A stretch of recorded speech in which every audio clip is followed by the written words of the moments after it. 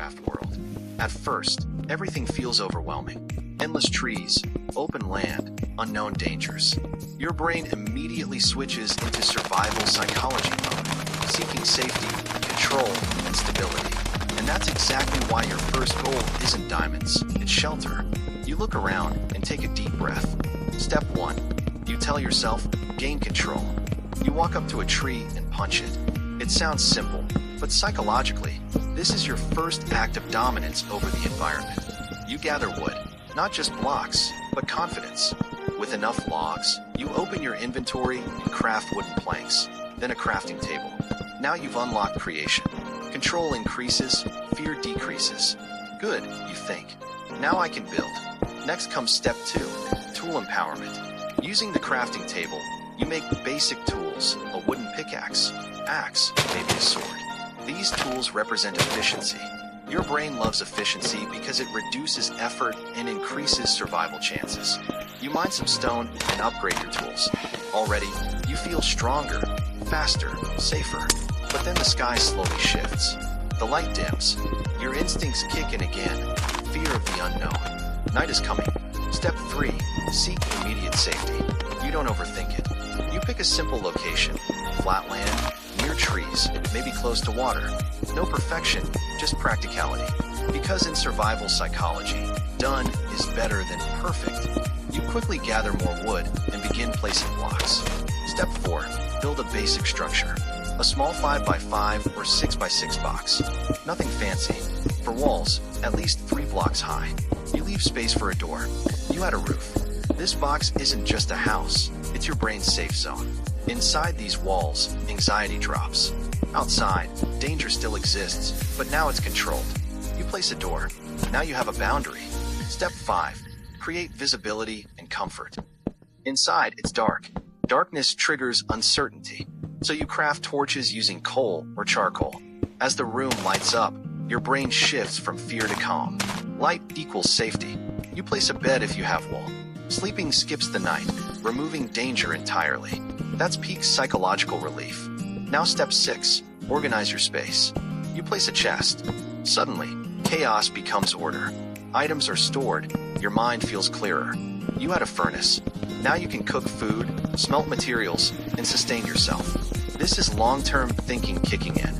Your brain moving from survival to growth. You pause for a moment. Outside, mobs roam. But inside, you're safe. And that's the real goal of your starter house. Not beauty, not size, but mental security. A place where your brain can relax, plan, and prepare for bigger challenges. You look around your small wooden house and smile. Because this isn't just a shelter. It's the beginning of control in a world that once felt uncontrollable. And as the night stretches on, something interesting happens. You stop panicking. At first, every sound outside made your heart race. The distant groan of a zombie, the hiss of a creeper, the rattle of a skeleton. But now, inside your small wooden box, those sounds feel distant, manageable. Your brain has adapted. This is step 7, emotional stabilization. You're no longer reacting, you're observing. You open your chest, rearrange your items, maybe cook some food in the furnace. These small actions might seem insignificant, but psychologically, they're powerful. They reinforce a sense of routine, and routine creates calm. You sit for a second and think, what's next? That question alone shows growth. Because earlier, you were just trying to survive. Now, you're thinking ahead. Step 8, future planning. Maybe you decide to expand your house. Add windows for visibility. Glass panes that let you see danger without being exposed to it. That's control without risk. Or maybe you think about building a fence outside, creating a second layer of protection. Your brain is now shifting from defense to strategy. And then you realize something else. Your house feels a little empty. Step 9, personalization and identity. You add small details, a few windows, maybe a different type of wood for the floor, a pressure plate at the door. These aren't just upgrades. They're expressions. You're no longer just surviving in this world. You're starting to belong in it. That's a powerful shift. Because the moment you start decorating, even a little, your brain stops seeing this place as temporary. It becomes yours. Outside, the night slowly begins to fade. The sky lightens. Step 10, reward and reinforcement. You step outside carefully. The mobs are burning in the sunlight. The danger that once felt overwhelming is now being handled by the world itself. You didn't defeat everything, but you endured, and your brain registers that as a win. You turn back and look at your house.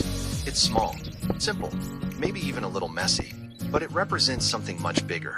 Confidence, control, adaptation, because now you know something you didn't before. No matter how overwhelming the world feels, you can survive it, and more importantly, you can shape it. So you take a deep breath, step forward into the daylight, and think. Today, I build more than just a house. I build progress.